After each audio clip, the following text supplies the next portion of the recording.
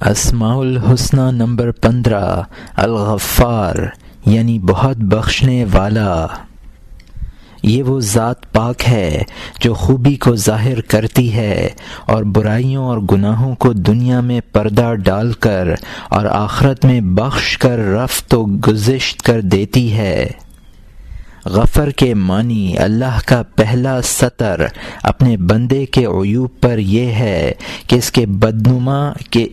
کے بدن بدنما اور گھنونے حصے جو آنکھوں کو برے معلوم ہوتے ہیں اس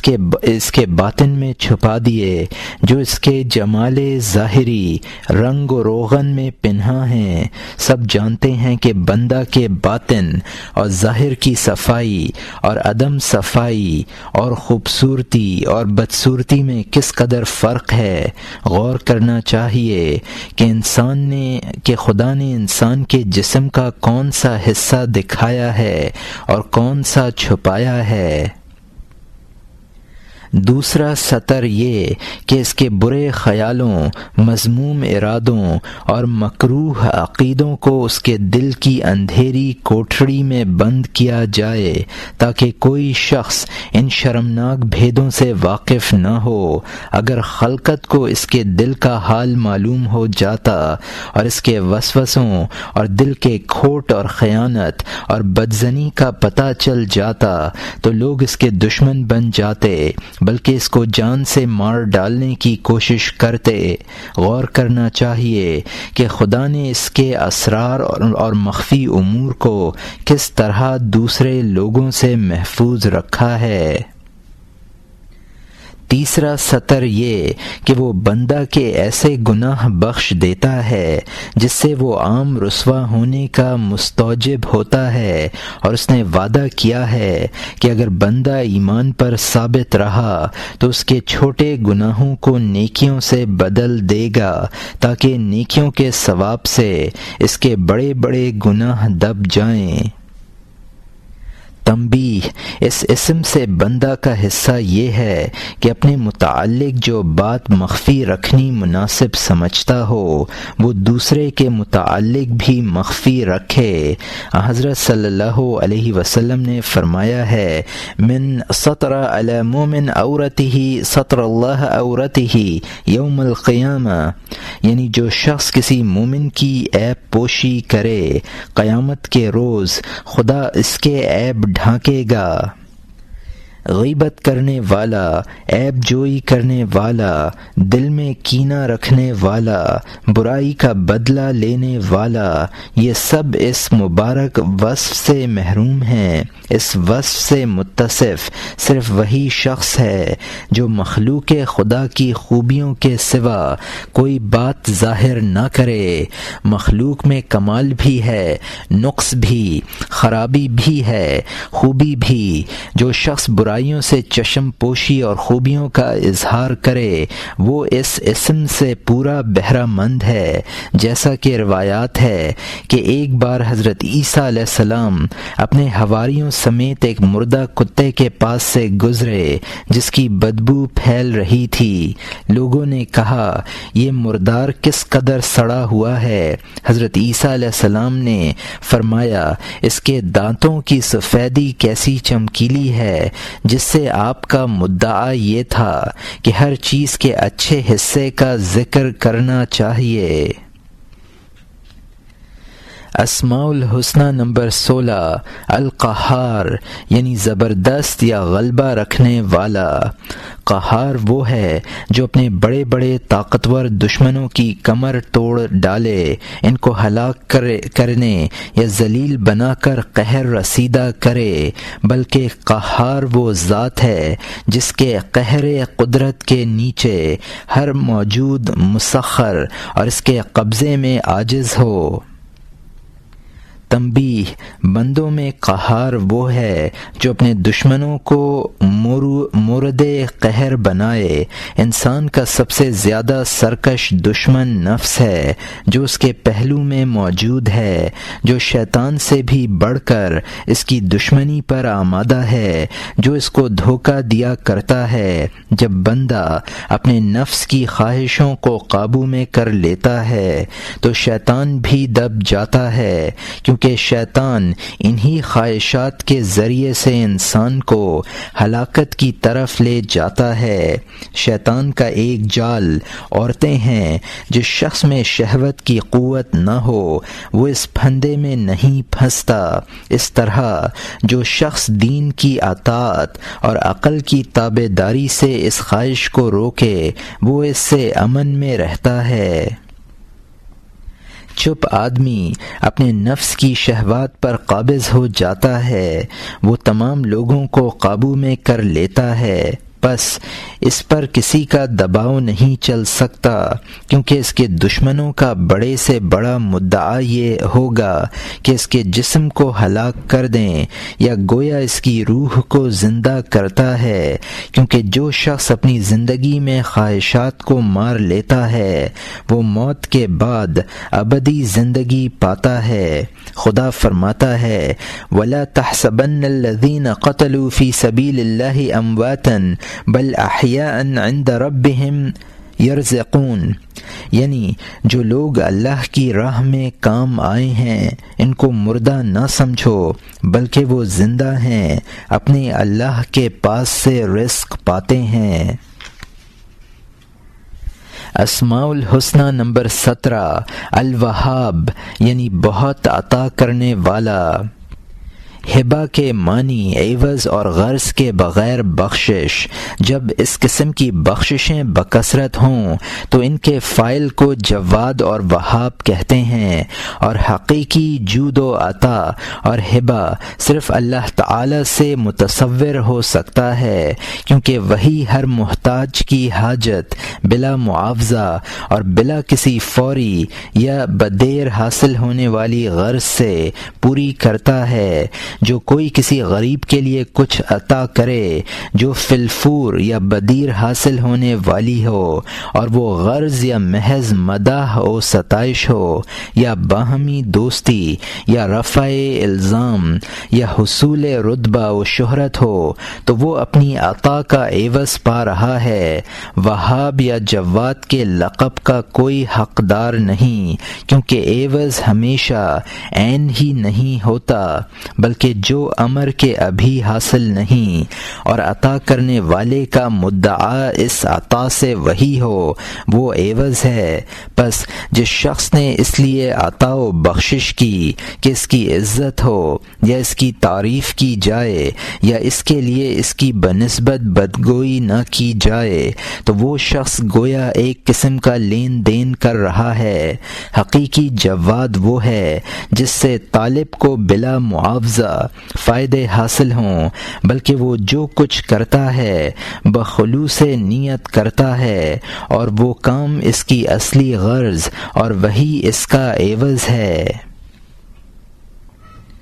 تنبیہ، بندہ سے جود و بخشش متصور ہی نہیں ہو سکتی، کیونکہ تا وقت یہ کہ وہ اس کام کے کرنے کو اس کے ترک سے اولا خیال نہیں کرتا، اس وقت وہ اس کو ہاتھ نہیں لگاتا، بس اس کا فعل کسی ذاتی غرض پر مبنی ہوگا۔ لیکن جو شخص اپنا تمام مال حتیٰ کہ اپنی جان بھی خاص اللہ کے لیے دے ڈالے، نہ بہشتی نعمتوں کے حصول کے لیے، نہ عذاب دوزخ کے خوف سے، اور کسی فوراً یا بدیر حاصل ہونے والے مطلب کے لیے جو بشری مطالب میں سے ہو، البتہ یہ شخص ایک طرح سے وہاب اور جواد کے خطابات کا مستحق ہے۔ اس سے کم رتبہ وہ شخص ہے جو اس غرض سے بخشش کرے کہ بہشت کی نعمتیں حاصل ہوں، اور اس سے نیچے اس شخص کا درجہ ہے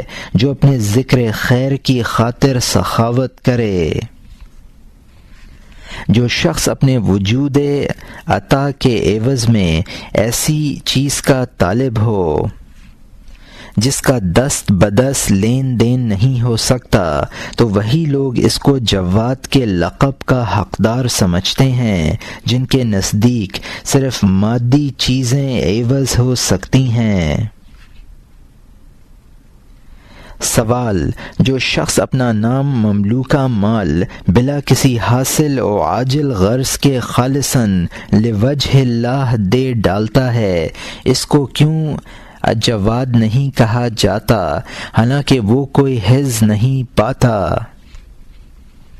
جواب یہ ہے کہ اس کا حصہ خاص خدا کی ذات، اس کی رضا اور اس کا دیار اور اس کا یہ وصال ہے، اور یہ حصہ وہ سعادت عظمیٰ ہے جس کو انسان اپنے افعال اختیاریہ کی بدولت حاصل کرتا ہے، اور یہ وہ حصہ ہے جس کے آگے سارے حصے ناچیز ہیں۔ سوال: یہ جو کہا کرتے ہیں کہ خدا کا عارف جو اس کی عبادت کرتا ہے تو خدا کی ذات کے سوا اور کوئی غرض اس کو مد نظر نہیں ہوتی، اس کا کیا مطلب ہے؟ اگر بندہ کا فعل غرض سے خالی نہیں ہو سکتا تو خاص خدا کی طرف عبادت کرنے والے اور کسی دوسری غرض کے لیے عبادت کرنے والے میں کیا فرق ہے؟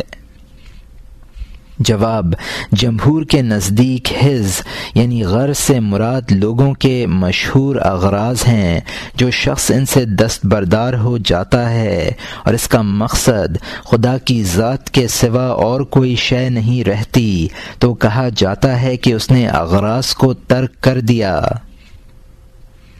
یہ ایسا ہے جیسے کہا جاتا ہے کہ غلام اپنے آقا کا لحاظ نہ خاص آقا کے لیے کرتا ہے بلکہ اس انعام و اکرام کے لیے کرتا ہے جو اس کو اپنے آقا سے حاصل ہوتا ہے، اور آقا اپنے غلام کے ساتھ حسن سلوک کوئی خاص اس کی ذات کے لیے نہیں کرتا بلکہ اس خدمت گزاری کی خاطر کرتا ہے جو اپنے غلام سے مطلوب ہوتی ہے، مگر باپ جو اپنے بیٹے کی پرورش اور اس کے ساتھ ہر طرح حسن سلوک کرتا ہے تو خاص اس کی ذات کے لیے کرتا ہے، کسی غرض کے لیے نہیں جو بیٹے سے مطلوب ہو، بلکہ اگر بالکل کوئی فائدہ بیٹے سے حاصل نہ بھی ہوتا ہو تو بھی اس کے مصالح میں برابر مدد دیتا رہے گا۔ اور جو شخص کوئی چیز طلب کرے جس سے خاص اس چیز کی ذات مطلوب نہ ہو بلکہ اس کے ذریعے سے کوئی اور شے حاصل کرنا منظور ہو، تو گویا وہ اس چیز کا طالب نہیں ہے، کیونکہ اس کی طلب کا وہ اصلی مدعا نہیں ہے بلکہ اصلی مدعا اور شے ہے۔ جیسے ایک شخص سونے کی جستجو میں ہے تو سونا اس کا مطلب لذات ہے، ان سے آگے اور کوئی شے حاصل کرنا مقصود نہیں ہے۔ غرض سونا طعام کا ذریعہ ہے اور طعام آرام کا وسیلہ ہے اور آرام ہی اصل مقصود ہے، یہ آگے کسی اور چیز کا واسطہ نہیں ہے۔ اسی طرح بیٹا والد کے حق میں واسطہ نہیں ہے بلکہ باپ کو بیٹے کی سلامتی کا صلہ بیٹے کے خاطر مطلوب ہے، کیونکہ بیٹے کی ذات ہی اس کی ملحوظ خاطر ہے۔ اور اسی طرح جو شخص اللہ تعالیٰ کی عبادت جنت کی خاطر کرتا ہے تو اللہ تعالیٰ نے اس کی عبادت کو طلب جنت کا واسطہ بنایا ہے، اس کا آخری مقصد نہیں بنایا۔ واسطہ کی علامت یہ ہے کہ اگر مطلوب اس کے بغیر ہی حاصل ہو جائے تو اس سے واسطہ کو طلب نہیں کیا جاتا، جیسا کہ اگر مذکورہ مقاصد سونے کے بغیر حاصل ہو جائیں تو کوئی سونے کا نام ہی نہ لے، کیونکہ اصلی غرض کا حاصل کرنا منظور ہے، سونے کا حاصل کرنا منظور نہیں۔ اگر اس شخص کو جو جنت کی خاطر عبادت کرتا ہے یوں ہی جنت حاصل ہو سکتی ہے تو وہ کبھی خدا کی عبادت نہ کرتا، کیونکہ اس کی محبوب و مطلوب صرف جنت ہے، نہ کوئی اور شے۔ لیکن جس کا اصل مطلوب محبوب خاص خدا کی ذات ہے اور کوئی نہیں، بلکہ خدا کے دیدار، اس کے قرب اور ملائے اعلیٰ کی مرافقت سے مسرور رہنا اس کی غرض ہے، اس کی نسبت جو کہا جائے گا کہ وہ خدا کی عبادت خاص خدا ہی کے لیے کرتا ہے، تو اس کا یہ معنی نہیں ہوگا کہ وہ کسی مدعا کا طالب نہیں ہے، بلکہ اس کی یہ معنی ہوگی کہ اس کا مدعا خاص خدا کی ذات ہے، اس کے سوا اور کوئی غرض اس کو مد نظر نہیں ہے۔ اور جو شخص دیدار الہی اور اس کی معرفت اور مشاہدہ اور قرب کے سرور کی لذت پر ایمان نہیں رکھتا وہ اس کا شائق نہیں ہو سکتا، اور جو اس کا شائق نہیں اس کی نسبت یہ تصور ہی نہیں ہو سکتا کہ ذات خداوند اس کی مقصود ہو۔ لہٰذا اس کی عبادت میں وہی کیفیت ہوگی جیسے کوئی مزدور اجرت کی طمع پر کام کرتا ہے۔ اکثر لوگ اس لذت سے نا آشنا اور اس کے معنی سے نا واقف ہیں، وہ نہیں سمجھتے کہ مشاہدہ ذات باری کی کیا لذت ہے، وہ زبان ہی زبان سے اس پر ایمان رکھتے ہیں۔ ان کے دلوں کو میلان صرف بڑی آنکھوں والی پیاری پیاری حوروں کی طرف ہے۔ اس بیان سے ثابت ہوا کہ اگر خدا کی لذت یعنی اس کے دیدار اور قرب کو غرض مدعا کہا جا سکتا ہے تو اغراض و مقاصد سے بری ہونا محال ہے، اور اگر غرض و مقصد سے وہ معنی مراد ہو جو عموماً مشہور ہے اور لوگ اس کی طرف مائل ہوتے ہیں تو وہ اغراض نہیں ہے، اور اگر اس سے مراد وہ شے ہو جس کا حصول بندہ کے حق میں عدم حصول ہے بہتر ہو تو اس کو غرض میں شمار کیا جائے گا۔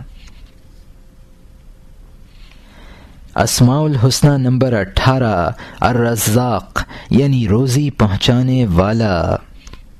رزاق سے مراد وہ ذات پاک ہے جس نے روزی کی محتاج مخلوق کو پیدا کر کے اس کو روزی پہنچائی اور اس کے لیے روزی سے فائدہ اٹھانے کے اسباب پیدا کیے۔ رزق کی دو قسمیں ہیں۔ نمبر ایک ظاہری رزق جس سے مراد غذا و خوراک ہے جو اشیاء ظاہرہ کے لیے ہے، اور یہ اشیاء بدن ہیں۔ نمبر دوسرا رزق باطن ہے، اس سے مراد معرفت اور کشف ہے، یہ قلب اور روح کے لیے ہے۔ دوسرا رزق زیادہ قابل عزت ہے کیونکہ اس کا ثمرہ ابدی زندگی ہے، اور رزق ظاہری کا ثمرہ یہ کہ خاص محدود مدت تک جسم کی قوت قائم رہتی ہے۔ اللہ تعالی یہ دونوں رزق پیدا کرتا ہے اور دونوں فریقوں کو ان سے بہراور بناتا ہے۔ وَلَكِنَّهُ يَبْسُطُ الرِّزْقَ لِمَن يَشَاءُ وَيَقْدِرُ۔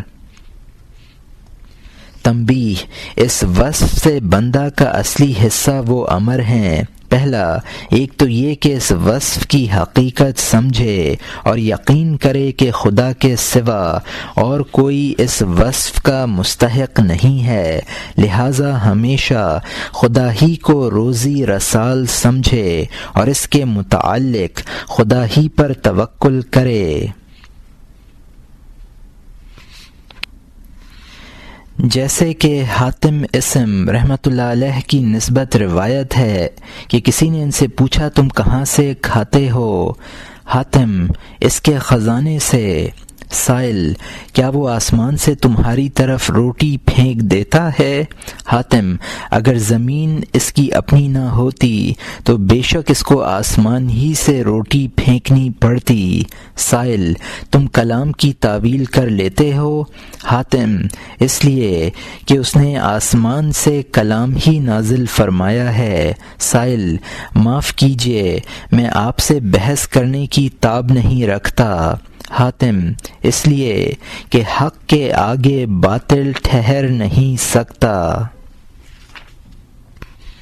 بندہ کے حصے میں دوسرا امر یہ ہے کہ خدا اس کو نیک ہدایت کرنے والا علم اور نیکی کا راستہ دکھانے والی زبان اور صدقہ و خیرات دینے والا ہاتھ عطا کرے، اور وہ اپنے نیک اقوال و اعمال کی بدولت لوگوں کے دلوں میں سب سے زیادہ قابل عزت رزق پہنچنے کا موجب ہو۔ اور خدا جب اپنے بندے پر محبت کی نظر کرتا ہے تو اس کی طرف لوگوں کی حاجات بڑھا دیتا ہے، اور جب وہ اللہ اور اللہ کے بندوں کے مابین وصول رزق کا ذریعہ بن جاتا ہے تو اس وصف سے بخوبی بہرہ یاب ہو جاتا ہے۔ نبی کریم صلی اللہ علیہ وسلم نے فرمایا ہے: الخازن الامین الذی یعطی ما امر به طیبت به نفسہ احد المتصدقین، یعنی دیانت دار خزانچی کہ جو کچھ اس کے مالک نے فرمایا ہو دل کی خوشی سے دیتا ہے، وہ خیرات اور صدقہ دینے والا ہے۔ بندوں کے ہاتھ خدا کے خزانے ہیں، پس خدا نے جس شخص کے ہاتھوں کو بدنوں کے رزق کا خزانہ اور اس کی زبان کو دلوں کے رزق کا خزانہ بنایا ہو، اس نے اس وصف سے بہت بڑا حصہ حاصل کیا ہے۔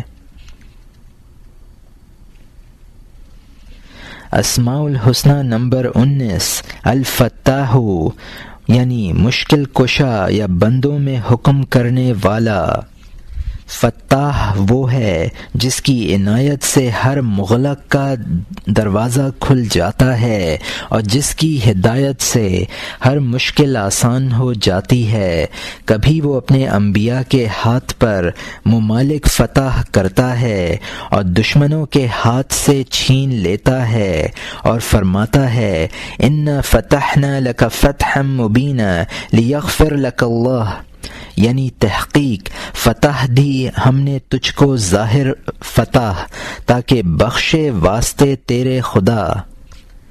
اور کبھی اپنے اولیاء کے دلوں سے حجاب اٹھا کر ان کے لیے عالم ملکوت اور جمال کبریائی کی طرف دروازے کھول دیتا ہے اور فرماتا ہے: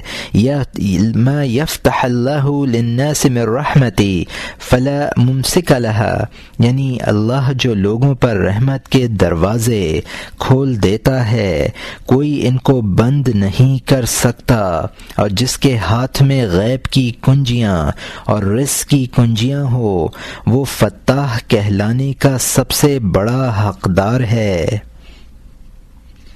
تنبیہ: بندے کو یہ درجہ حاصل کرنے کی کوشش کرنی چاہیے کہ اس کی زبان کے ساتھ مشکلات الہیہ کے نقاط حل ہوں اور اس کی معرفت سے وہ دینی و دنیاوی امور آسان ہو جائیں جو لوگوں کے لیے مشکل ہو رہے ہیں، تاکہ اس کو اسم الفتاح سے پورا حصہ مل سکے۔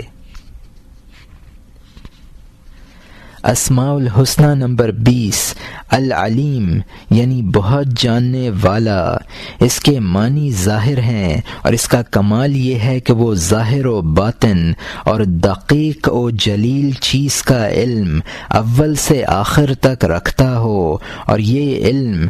وضوح و کشف کے سب سے زیادہ مکمل طریقے سے ہو، جس سے زیادہ ظاہر کوئی بھی مشاہدہ اور کشف تصور میں نہیں آ سکتا۔ پھر یہ کہ وہ معلومات کے ذریعے سے حاصل نہ کیا گیا ہو بلکہ تمام معلومات اس کے ذریعے سے کیے گئے ہوں۔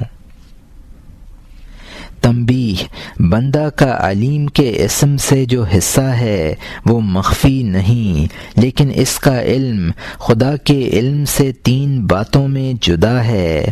پہلا، ایک تو یہ کہ بندہ کی معلومات گو کتنی ہی زیادہ ہوں مگر وہ ایک محدود مقدار رکھتی ہیں، پس ان معلومات کے ساتھ ان کو کیا نسبت جو بے انتہا ہیں۔ نمبر 2، دوم یہ کہ بندہ کا کشف اگرچہ خوب روشن ہو مگر اس حد تک نہیں پہنچ سکتا جس کے بعض وضوح اور روشنی کا درجہ ممکن نہ ہو، بلکہ اس کا مشاہدہ ایسا ہوگا جیسے ایک باریک پردہ سے دیکھ رہا ہو، اور پھر درجات مشاہدہ میں جو فرق ہے اس سے بھی انکار نہیں ہو سکتا، کیونکہ باطنی بصیرت کا حال ظاہری بصارت کا سا ہے، اور طلوع فجر کے وقت کسی چیز کے دکھائی دینے اور سورج نکلنے کے بعد دکھائی دینے میں بڑا فرق ہے۔ نمبر 3، سوم یہ کہ اللہ تعالیٰ کا علم اشیاء کے علم سے حاصل نہیں ہے بلکہ اشیاء اس کے علم سے مستفاد ہیں، اور بندہ کو جو اشیاء کا علم ہے وہ اشیاء کے تابع اور اشیاء ہی سے حاصل ہے۔ اگر اس کے فرق کو سمجھنے سے ابھی تمہارا ذہن قاصر ہو تو شطرنج کی بازی سیکھنے والے کے علم کو واضح شطرنج کے علم سے ملا کر دیکھو اور غور کرو کہ واضح کا علم شطرنج کے وجود کا سبب ہے، اور شطرنج کا وجود شطرنج سیکھنے والے کے علم کا سبب ہے، اور واضح کا علم شطرنج کے وجود سے مقدم ہے اور سیکھنے والے کا علم مؤخر ہے۔ اسی طرح اشیاء کے متعلق اللہ تعالیٰ کا علم سب سے مقدم اور ان سب کا سبب ہے، اور ہمارا علم اس کے خلاف ہے۔ علم کی بدولت بندے کا شرف اس لیے ہے کہ وہ اللہ کی صفات سے ہے، لیکن سب سے زیادہ شریف علم وہ ہے جس کا موضوع زیادہ شریف ہو، اور سب سے زیادہ شریف اللہ تعالی ہے۔ اس لیے اللہ تعالی کی معرفت سب معرفتوں سے زیادہ افضل ہے، بلکہ تمام اشیاء کی معرفت کو جو شرف حاصل ہے وہ اس لیے ہے کہ وہ اللہ تعالی کے افعال کی معرفت ہے، یا اس طریق کی معرفت ہے جس سے اللہ تعالی کی معرفت اور اس کے قرب کا حصول آسان ہو جاتا ہے۔ جو معرفت اس سے خارج ہو اس میں زیادہ بھلائی نہیں ہے۔ اسماء الحسنی نمبر 21، القابض یعنی بندوں کی روزی محدود کرنے والا، اور اسماء الحسنی نمبر 22، الباسط یعنی بندوں کی روزی فراخ کرنے والا۔ یہ اس معبود برحق کے نام ہیں جو موت کے وقت جانوں کو جسموں سے قبض کرتا ہے، زندگی کے وقت جسموں میں جانیں ڈالتا ہے، اور وہ اغنیاء سے خیراتیں بند کر لیتا ہے، محتاج لوگوں کے لیے رزق وافر کر دیتا ہے، اور اغنیاء کے لیے رزق کشادہ کر دیتا ہے، یہاں تک کہ ان کو کبھی فاقہ کرنے کا موقع نہیں پڑتا، فقیروں کو تنگ دست بنا دیتا ہے، یہاں تک کہ بیچارے عاجز آ جاتے ہیں۔ وہ دلوں کو قبض کرتا ہے اور اپنی بے پرواہی، بزرگی اور جلال کا پورا احساس دلا کر ضیق میں ڈال دیتا ہے، اور پھر اپنے لطف و احسان اور جمال کے فیضان سے ان پر بسط کی حالت طاری کر دیتا ہے۔ تنبیہ، بندوں میں قابض و باسط وہ جس کو خدا کی طرف سے عجیب عجیب حکمتیں اور جامع کلمات عطا ہوئے ہوں، پس کبھی تو وہ خدا کی نعمتوں اور عنایتوں کا حال سنا کر لوگوں کے دل باغ باغ بنا دیتا ہے، اور کبھی اس کے جلال اور کبریا اور اس کے عذاب و بلا کے اقسام اور اپنے دشمنوں سے اس کے انتقام کا حال سنا کر ڈرائے اور ان کے دل میں سنسنی ڈال دے، جیسا کہ رسول اللہ صلی اللہ علیہ وسلم نے کیا تھا کہ ایک بار تو یہ بات سنا کر صحابہ رضوان اللہ علیہم کے دل عبادت سے تنگ کر دیے کہ اللہ تعالی آدم علیہ السلام کو قیامت کے دن فرمائے گا بعث النار، دوزخی جماعت روانہ ہو۔ حضرت آدم علیہ السلام پوچھیں گے کہ کتنے دوزخی؟ تو خدا فرمائے گا 1000 میں سے 999، جس سے صحابہ کے دل ٹوٹ گئے اور وہ عبادت سے سست ہوئے۔ جب صبح ہوئی اور آپ نے ان کی سستی اور قبض کی حالت ملاحظہ فرمائی تو ان کے دلوں کو تسلی دی، اطمینان دلایا اور یہ فرما کر ان پر بست کی حالت طاری کر دی کہ وہ قیامت کے دن تمام سابقہ امتوں میں سے اس طرح ممتاز نظر آئے گی جس طرح ایک سفید رنگ کے بیل کے بدن پر سیاہ بادل۔ اسماء الحسنہ نمبر 23، الخافض یعنی نافرمانوں کو پست کرنے والا، اور اسماء الحسنہ نمبر 24، الرافع یعنی فرما برداروں کو بلند کرنے والا۔ ان ناموں سے مراد وہ موجود برحق ہے جو کفار کو بدبختی میں مبتلا کر کے پست کر دیتا ہے اور مومنوں کو کامیابی بخش کر بلند کر دیتا ہے، اپنے اولیاء کو قرب کی بلندی بخش دیتا ہے اور اپنے دشمنوں کو دوری کے گڑھے میں ڈالتا ہے۔ جو شخص محسوسات اور متخیلات سے اپنا مشاہدہ اور بری خواہشات سے اپنا ارادہ بلند کر لیتا ہے، اس کو وہ موجود برحق ملائکہ مقربین کے مقام تک ترقی عطا کرتا ہے، اور جو شخص اپنا مشاہدہ محسوسات پر اور اپنی ہمت کو ان خواہشات نفسانی پر جن میں چوپائے بھی اس کے شریک ہیں مائل رکھتا ہے تو اس کو وہ اسفل السافلین میں گرا دیتا ہے، اور یہ کام خاص خداوند تعالی کے لیے ہیں، لہذا وہ خافض اور رافع ہے۔ تنبیہ، ان ناموں سے بندہ کا یہ حصہ ہے کہ حق کو بلند اور باطل کو پست کرے، اور یہ اس طرح ہو سکتا ہے حق بات کہنے والے کی تائید کرے اور غلط بات بیان کرنے والے کو دھمکائے، خدا کے دشمنوں سے دشمنی کرے تاکہ ان کو پست کرے، اور خدا کے دوستوں سے دوستی رکھے تاکہ ان کو عالی رتبہ ہونے میں مدد دے۔ اسی لیے اللہ نے اپنے کسی ولی سے فرمایا ہے کہ تم نے دنیا میں زہد کیا تھا، اس کے عوض میں تم کو راحت مل گئی، اور مجھ کو جو یاد کیا تو میرا دیدار بھی حاصل ہو گیا۔ اب یہ بتاؤ کہ تم نے کسی میرے دوست سے دوستی اور کسی دشمن سے دشمنی بھی کی؟ اسماء الحسنہ نمبر 25، المعز یعنی عزت دینے والا، اور اسماء الحسنہ نمبر 26، المذل یعنی ذلیل کرنے والا۔ یہ وہ ذات ہے جس کو چاہے بادشاہی دے، جس سے چاہے چھینے۔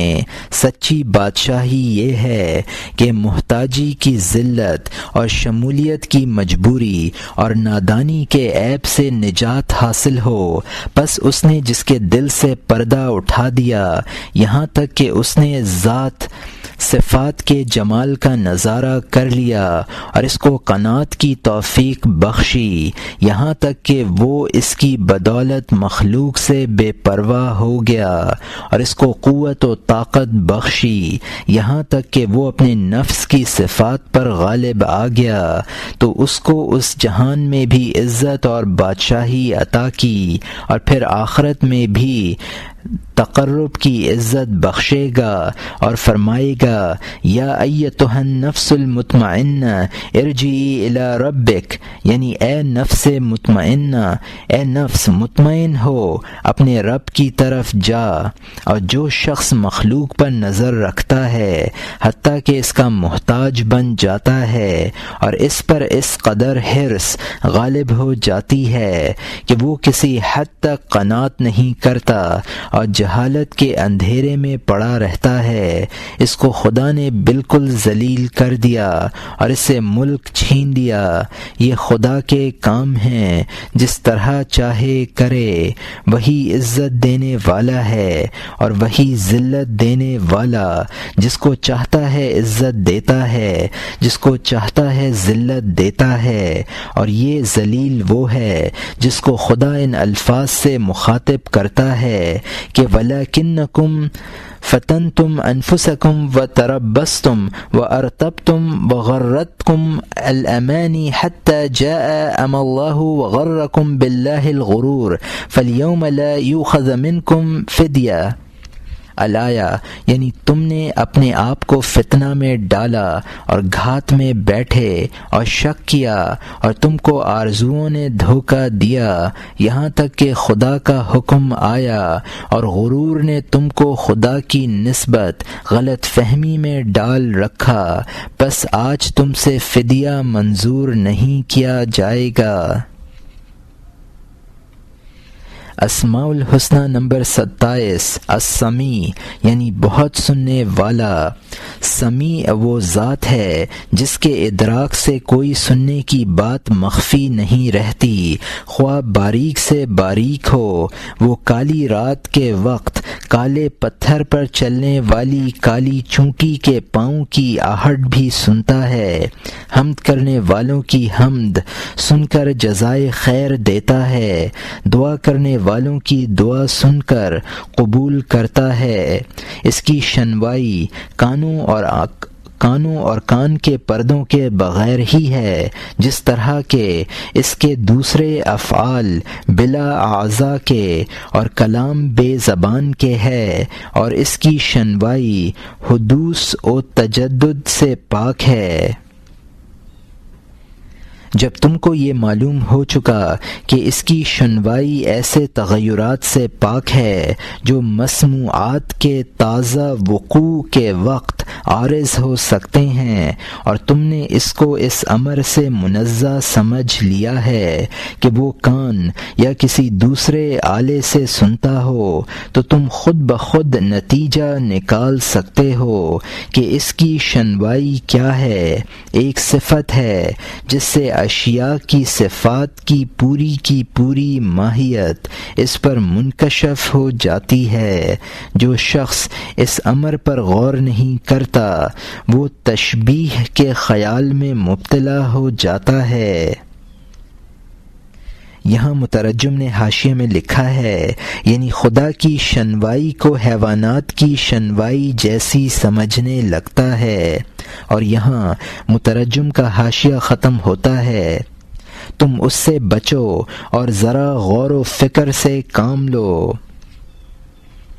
تنبیہ، بندہ کو حس کی حیثیت سے شنوائی کا جو حصہ حاصل ہے وہ ناقص ہے، کیونکہ وہ تمام مصنوعات کو ادراک نہیں کر سکتا، بلکہ صرف انہی آوازوں کو محسوس کر سکتا ہے جو اس کے قریب ہوں۔ پھر یہ کہ اس کا ادراک ایک عضو کے ذریعے سے ہے، اور وہ ایک ایسا آلہ ہے جو مختلف آفات میں گھرا ہوا ہے۔ اگر آواز دھیمی ہو تو وہ ادراک نہیں کر سکتا، اگر دور ہو تو بھی سن نہیں سکتا، اگر آواز بڑی ہو تو شنوائی کا پردہ ہی پھٹ جاتا ہے اور شنوائی باطل ہو جاتی ہے۔ شنوائی سے بندہ کا دینی حصہ 2 امر ہیں۔ پہلا، ایک تو یہ کہ وہ اس بات کا یقین رکھے کہ اللہ تعالی سمیع ہے، لہٰذا اپنی زبان کو برے کلام اور بیہودہ گوئی سے محفوظ رکھے۔ نمبر 2، یاد رکھے کہ اس کو سننے کی طاقت اس لیے دی گئی ہے کہ خدا کا کلام سنے جو اس نے نازل فرمایا ہے اور اس کے ذریعے سے خدا کی راہ پر چلنے کی ہدایت حاصل کرے، غرض اس کے سوا اور کسی بات میں اپنی شنوائی استعمال نہ کرے۔ اسماء الحسنی نمبر 28، البصیر یعنی بہت دیکھنے والا۔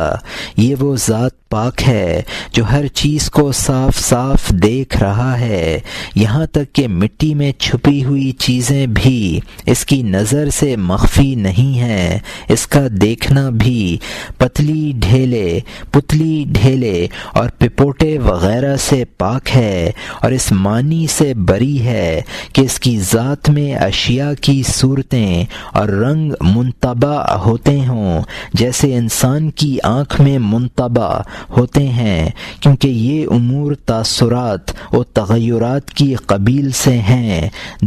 جو تجدد و حدوث کے مقتضی ہیں۔ جب وہ ان امور سے پاک ہے تو اس کا دیکھنا ایک ایسی صفت ہے جس سے دیدنی اشیاء کی ٹھیک ٹھیک صفات منکشف ہو جاتی ہیں، اور یہ بینائی اس بینائی سے زیادہ روشن اور تیز ہے جو آنکھوں کو حاصل ہے، اور جو اکثر صاف اور ظاہر چیزوں کو محسوس کرنے سے بھی قاصر رہتی ہے۔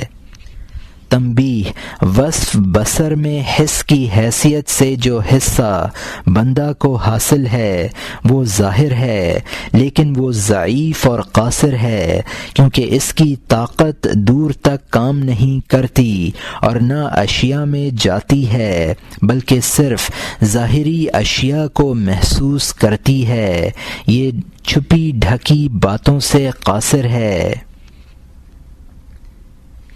دینی حصہ 2 چیزیں ہیں۔ پہلی، ایک تو یہ کہ وہ یقین رکھے کہ اس کو بینائی اس لیے دی گئی ہے کہ وہ خدا کی نشانیوں اور عجائب ملکوت اور آسمانوں پر نظر کرے تاکہ اس کو عبرت حاصل ہو۔ کسی نے حضرت عیسیٰ علیہ السلام سے پوچھا کہ کیا مخلوق میں سے کوئی شخص آپ جیسا ہوگا؟ فرمایا ہاں، جس شخص کی نظر عبرت کے لیے ہو اور خاموشی غور و فکر کے لیے اور کلام خدا کے ذکر کے لیے، وہ مجھ جیسا ہے۔ دوم، یاد رکھے کہ وہ ہر وقت خدا کی نظر میں ہے، لہٰذا اس کی نظر سے بے پرواہی نہ کرے۔ جو شخص لوگوں سے ایسی باتیں چھپاتا ہے جو اللہ سے نہیں چھپاتا، وہ گویا خدا کی نظر سے بے پرواہی کر رہا ہے۔ اس صفت پر ایمان لانے کا ایک ثمرہ مراقبہ ہے۔ پس جو شخص جانتا ہے کہ خدا اس کو دیکھ رہا ہے اور پھر کسی گناہ کے قریب جاتا ہے، وہ کیسا دلیر اور گستاخ ہے، اور اگر یہ گمان رکھتا ہے کہ خدا نہیں دیکھتا تو وہ کتنا بڑا کافر ہے۔ اسماء الحسنی نمبر 29، الحکم یعنی مخلوقات کا حاکم۔ حکم وہ حاکم ہے جو لوگوں کے فیصلے کرتا ہے اور جس کے آگے سب مخلوق سر تسلیم خم کرتی ہے، جس کے حکم کو کوئی نامنظور نہیں کرتا اور نہ کوئی اس کے فیصلے کو واپس کر سکتا ہے، جس کا بندوں کے حق میں یہ حکم ہے، لیس للانسان الا ما سعى وان سعيه سوف يرى، یعنی انسان کو وہی ملے گا جو اس نے کمایا اور اس کی کمائی ان قریب دکھائی جائے گی۔ ان الابرار لفی نعیم وان الفجار لفی جحیم، یعنی بھلے لوگ نعمتوں میں ہوں گے اور برے لوگ دوزخ میں۔ بھلے اور برے لوگوں کے متعلق خوش قسمتی اور بدبختی کا حکم دینے کا مطلب یہ ہے کہ ان سے بھلائی اور برائی کو بھلے اور برے لوگوں کی سعادت و شقاوت کا سبب بنا دیا ہے، جیسے کہ دواؤں اور زہروں کو ان کے کھانے والوں کے لیے شفا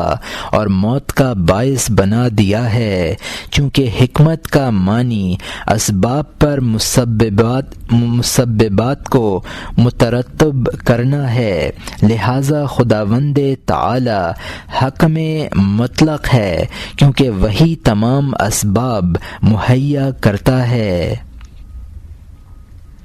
حکم سے قضاء و قدر کے معنی پیدا ہوتے ہیں۔ دیکھو اس کا حکم یہ ہے کہ وہ اسباب وضع کرتا ہے تاکہ وہ مسببات تک منتہی ہوں، پھر ان کی کلی و اصلی اور ثابت و مستقر اسباب کو جو زائل ہوتے ہیں اور نہ متغیر ہوتے ہیں نصب کرنا قضا ہے، جیسا کہ زمین، آسمان، ستارے اور ان کی حرکات جو متناسب اور دائم ہیں، نہ ان میں تغیر آتا ہے اور نہ وہ آگے پیچھے ہوتی ہیں، یہاں تک کہ اس کا تحریری حکم اپنی میعاد کو پہنچ جائے گا۔ چنانچہ فرمایا فَقَضَاهُنَّ سَبْعَ سَمَاوَاتٍ فِي يَوْمَيْنِ وَأَوْحَىٰ فِي كُلِّ سَمَاءٍ أَمْرَهَا، یعنی پس کر دیا انہیں 2 دن میں 7 آسمان اور ہر آسمان کو اس کا امر وحی کیا، پھر ان متناسب و محدود اور مقدور و محسوب اسباب کو ان مسببات کی طرف متوجہ کرنا قدر ہے جو ان اسباب سے لحظہ بلحظہ حادث ہوتے ہیں۔ غرض حکم وہ پہلی اور کلی تدبیر اور چوٹی کا امر ہے جو آنکھ کے جھپکنے سے بھی جلد وقوع پا جاتا ہے، اور قضائے اسباب کلیہ کا اصولی طور پر وضع کرنے کا نام ہے،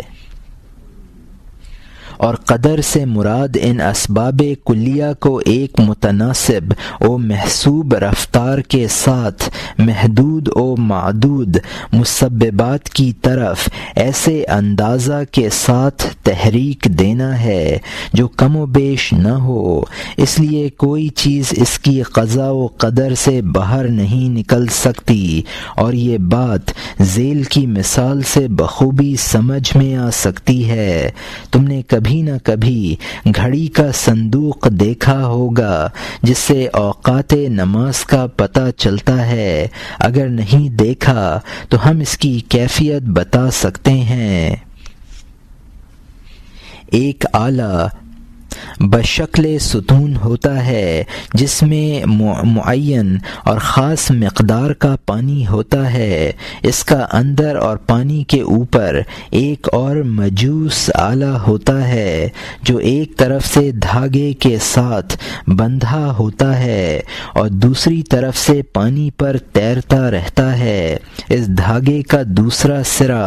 ایک چھوٹے سے ظرف کے نیچے پہنچا ہوا ہوتا ہے جو مذکورہ ستون نما آلہ کے اوپر دھرا رہتا ہے۔ اس ظرف میں ایک گیند اور اس کے نیچے ایک تشتری اس طرح رکھی ہوتی ہے کہ اگر گیند تشتری میں آ گرے تو اس کی آواز سنائی دے۔ ستون نما آلہ کے نیچے ایک خاص مقدار کا سوراخ ہوتا ہے جس میں سے تھوڑا تھوڑا پانی نیچے بہتا رہتا ہے۔ جب سارا پانی نیچے بھر جاتا ہے تو پانی پر تیرنے والا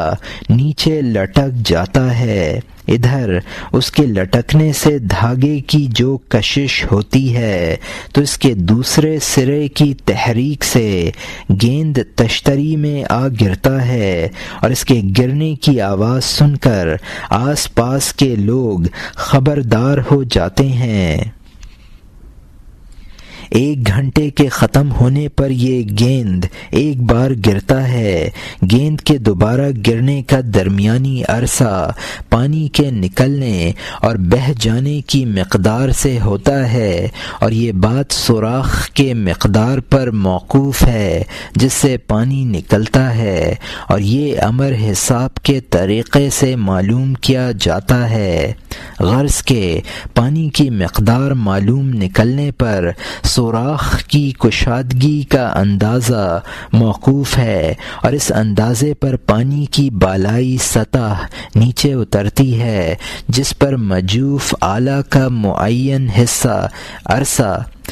معین عرصہ میں نیچے لٹک جانا اور دھاگے کا کچھ جانا اور گیند کا نیچے گر گر کر آواز پیدا کرنا منحصر ہے، اور یہ تمام امور اپنے اپنے سبب کے مقدار اندازہ پر مقرر کیے جاتے ہیں، جو نہ زیادہ ہوتا ہے نہ کم، اور ممکن ہے کہ گیند کا تشتری میں گرنا ایک دوسری حرکت کا سبب بنا دیا جائے اور یہ حرکت ایک تیسری حرکت کا سبب ہو۔ اسی طرح بہت سے مراتب تک یہ سلسلہ چلا جائے، جس سے عجیب عجیب حرکات وقوع پائیں جو محدود مقرر ہوں اور جن کا سبب پانی کا بہنا ہو۔ جب تم اس صورت کو سمجھ گئے تو اب اس امر پر غور کرو کہ اس آلہ کے واضح کو 3 امور کی ضرورت ہوگی۔ نمبر 1، تدبیر۔ وہ اس بات کا حکم ہے کہ اس مقصد کے حاصل کرنے کے لیے کون کون سے آلات و اسباب درکار ہوں گے اور کس کس قسم کی حرکات سے کام لینا پڑے گا، اسی کو حکم کہتے ہیں۔ نمبر 2، ان آلات کو مہیا کرنا جو اس کام کے اصول پر ہیں، یعنی نمبر 1 یعنی الف، ستون نما آلہ جو پانی پر رکھا جائے، ب، مجوف آلہ جو پانی پر رکھا جائے، جیم، دھاگا جو اس کے ساتھ باندھا جائے، دال، جس میں گیند رکھا جائے، ہا، ہے، تشتری میں گیند گر کر آواز پیدا کرے، یہ قضا ہے۔ نمبر 3، وہ سبب قائم کرنا جو اس محدود و مقدر حرکت کے جاری ہونے کا موجب ہو، اور وہ ستون نما آلہ کے نیچے کا سوراخ ہے جو ایک خاص معین مقدار سے بنایا جائے، جس میں پانی نکلنے سے پانی کی بالائی سطح نیچے اترے اور اس پر تیرنے والا مجوف آلہ لٹک جائے، پھر دھاگا تن جائے اور گیند والے ظرف کو حرکت ہو، اس کے ساتھ گیند تشتری میں آ گرے جس سے ایک آواز پیدا ہو، حاضرین کے کان کھڑے ہو جائیں اور وہ گھنٹہ ختم ہونا معلوم کر کے کوئی نماز کو دوڑے، کوئی کسی دوسرے کام کی طرف متوجہ ہو جائے، اور یہ تمام امور ایک خاص مقدار پر قائم کیے جاتے ہیں جو پہلی حرکت کے تابع ہوتی ہے، اور یہ حرکت پانی کی ہوتی ہے۔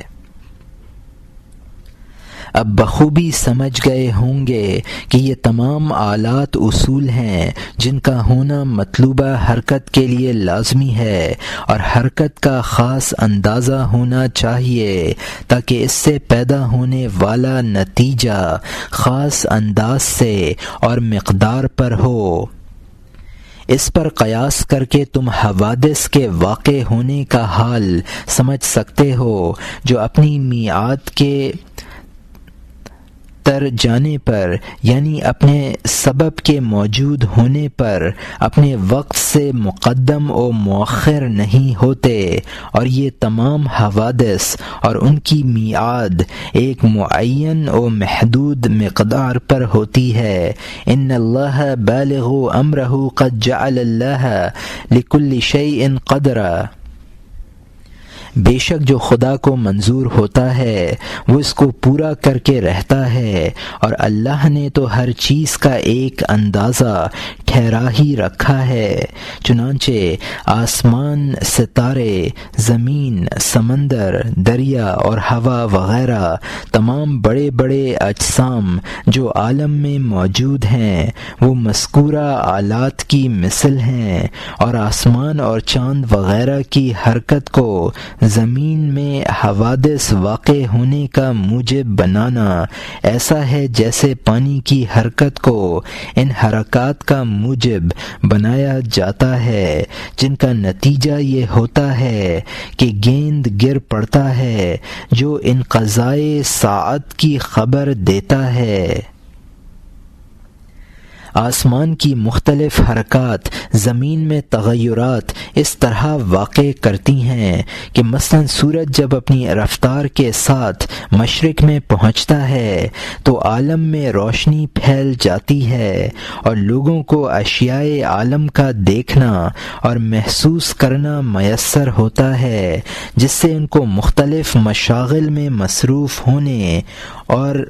کاروبار کرنے کا موقع ملتا ہے، اور جب سورج مغرب میں جا چھپتا ہے تو لوگ کاروبار چھوڑ کر اپنے اپنے گھروں کو لوٹتے ہیں۔ جب سورج خاص موسم میں آسمان کے عین بیچ میں ہوتا ہے تو ہوا گرم ہو جاتی ہے، تپش بڑھ جاتی ہے اور میوے پک جاتے ہیں۔ جب سورج دوسری فصل میں آسمان کے کنارے پر جا رہتا ہے تو سردی کا موسم آ جاتا ہے اور جاڑا پڑنے لگتا ہے۔ جب سورج اوسط درجے پر ہوتا ہے تو موسم معتدل ہو جاتا ہے اور بہار کا موسم آ جاتا ہے، نباتات پیدا ہوتی ہیں، سبزیاں اگتی ہیں۔ غرض ان مشہور باتوں سے جو تم کو پہلے ہی معلوم ہیں بہت سے غیر معلوم باتیں دریافت کر سکتے ہو۔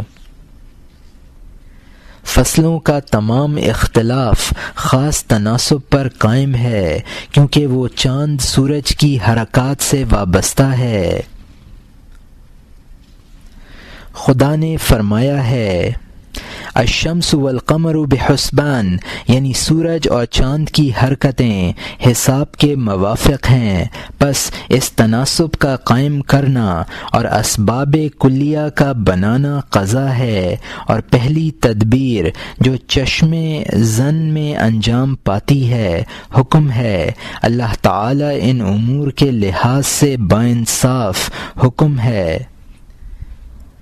جس طرح آلہ اور دھاگے اور گیند کی حرکت آلہ بنانے والے کے ارادے سے خارج نہیں ہے بلکہ اس کی مقصود وہی ہے، اسی طرح دنیا میں جو اچھے یا برے، مفید یا مضر حوادث واقع ہوتے ہیں وہ اللہ تعالی کے ارادہ سے خارج نہیں ہوتے، اور وہ اللہ کی خواہش اور مرضی سے ہوتے ہیں، اور اسی لیے اس نے یہ اسباب مہیا کیے ہیں، اور یہی معنی ہے اس کے قول کا کہ وَلِذَلِكَ خَلْقَهُمْ۔ عام مثالوں کے ذریعے سے امور الہیہ کا سمجھنا مشکل ہے، لیکن اس قسم کی مثالوں سے مراد صرف تنبیہ ہوتی ہے،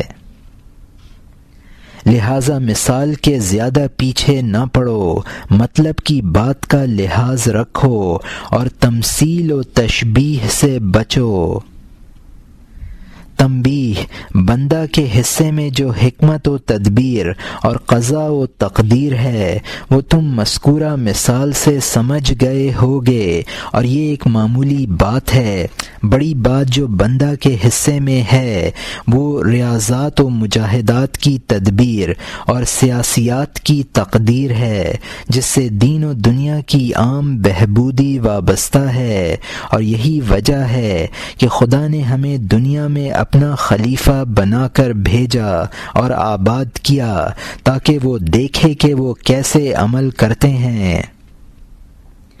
دینی حصہ جو خدا کے اس وصف کے مشاہدہ سے بندہ کو حاصل ہوتا ہے یہ ہے کہ وہ یقین رکھے کہ ہر امر پہلے ہی سر انجام ہو چکا ہے اور اس سے گریز کی صورت نہیں۔ وقد جف القلم بما ہوا کائن، یعنی قلم یعنی قدرت ہونے والی بات کو لکھ کر خشک ہو چکا ہے،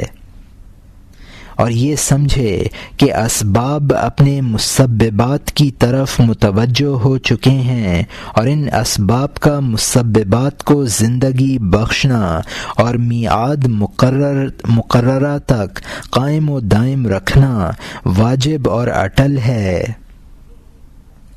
پس جو چیز وجود میں داخل ہوتی ہے وہ وجوب میں داخل ہو جاتی ہے، یعنی اس کا موجود ہونا واجب ہو جاتا ہے، اگرچہ وہ واجب لذات نہیں ہوتی، لیکن قضائے ازلی کی روح سے جو پھر نہیں سکتی واجب ہے۔ اس سے بندہ سمجھ جاتا ہے کہ جو کچھ تقدیر میں لکھا گیا ہے وہ ضرور ہی ہونے والا ہے، غم و علم محض زائد ہے، اور وہ طلب رزق میں مطمئن، تسلی یافتہ اور غیر مضطرب ہوگا۔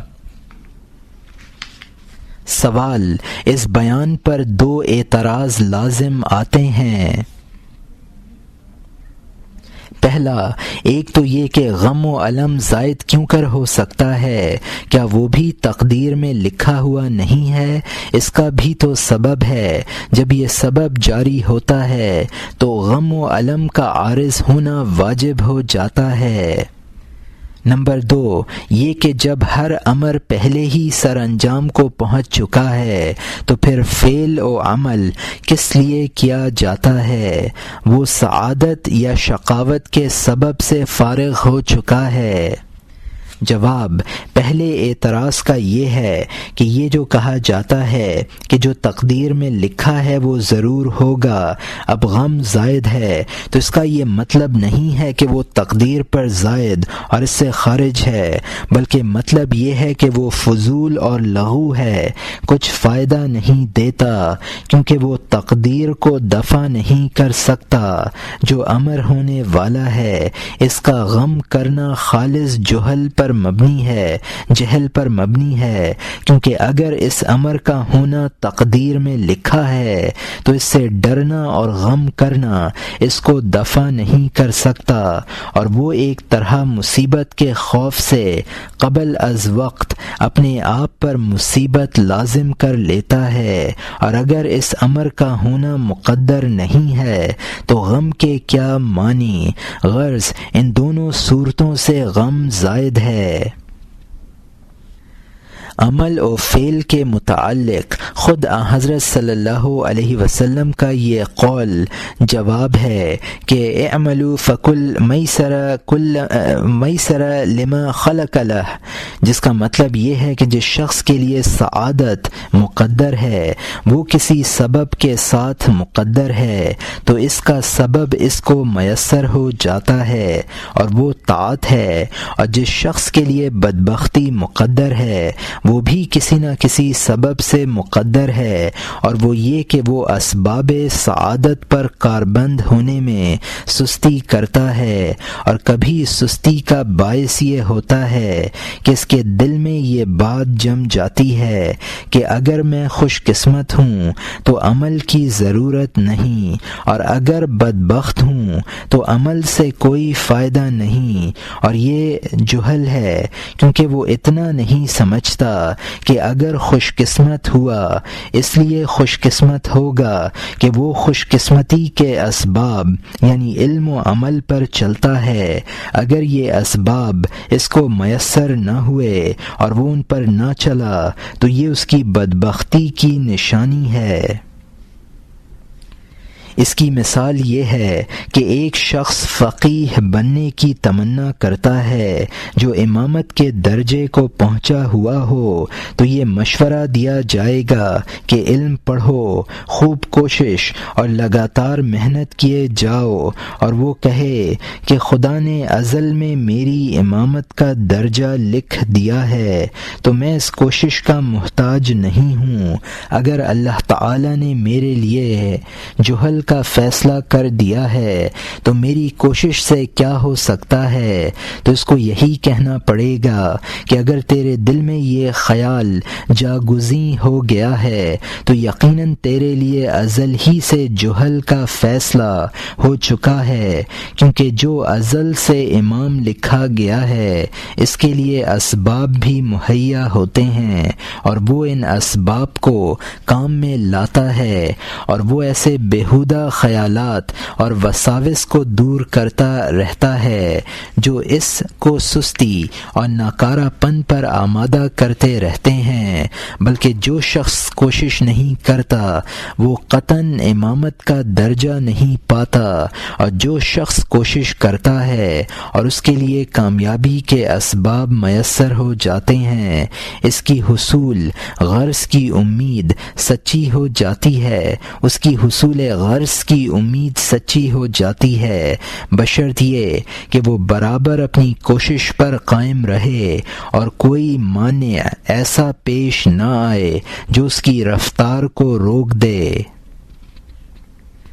اس لحاظ سے یہ سمجھ لینا چاہیے کہ سعادت اس شخص کا حصہ ہے جس کو خدائے تعالی نے قلب سلیم عطا کیا ہے، اور سلامت قلب ایک ایسی صفت ہے جو کوشش سے حاصل کی جاتی ہے، جس طرح فقہ نفس اور فقہ امامت کوشش سے حاصل کی جاتی ہے، کچھ بھی فرق نہیں۔ ہاں، مشاہدہ حکم میں بندوں کے مختلف درجے ہیں، بعض خاتمہ کو دیکھتے ہیں کہ ان کا انجام کس حالت پر ہوتا ہے، اور بعض ابتدا کا لحاظ کرتے ہیں کہ خدا نے ازل میں کیا لکھ دیا ہے، اور یہ لوگ اعلیٰ درجہ پر ہیں کیونکہ خاتمہ